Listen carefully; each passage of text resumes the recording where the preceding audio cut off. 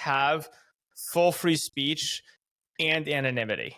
I actually think that's too dangerous, right? Like for the reason you're talking about, especially as we get into the bot world and AI or whatever. So like the thing I believe in is that you should say whatever you want, but say it in your own voice. You have to stand behind your words, right? And if you're willing to say something and face the consequences of having said it, great, go nuts, right? But like you basically have to choose. You think of it as like if you're gonna have anonymous speech, there's a strong argument that if you're going to allow anonymous speech, you really can't allow anything to be said.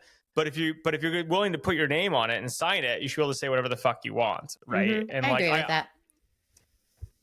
So I think we've solved this one, Jess. Should we sell them? Should we let everyone know in France?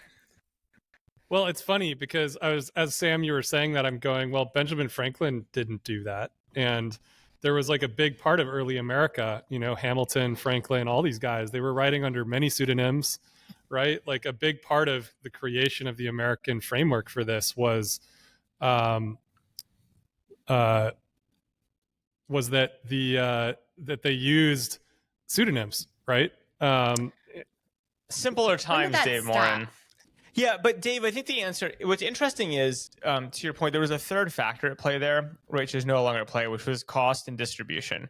So in the early American Revolution, it's true that people used pseudonyms and like they did publish anonymously and were saying things, you know, but we had these like natural barriers built up, which is like actually getting your speech distributed and when they give a shit about it, right, was like physically expensive. Like you needed access to a printing press and like that kind of limited famously what Franklin did all kinds of things to get access to printing presses. Right? Totally. And so like for me, like they had, so I actually think that like it was a simpler time because there was inherent cost and friction in production and distribution at a period we are now in where the cost of production distribution is zero, right? If you think about it, it's like it's content.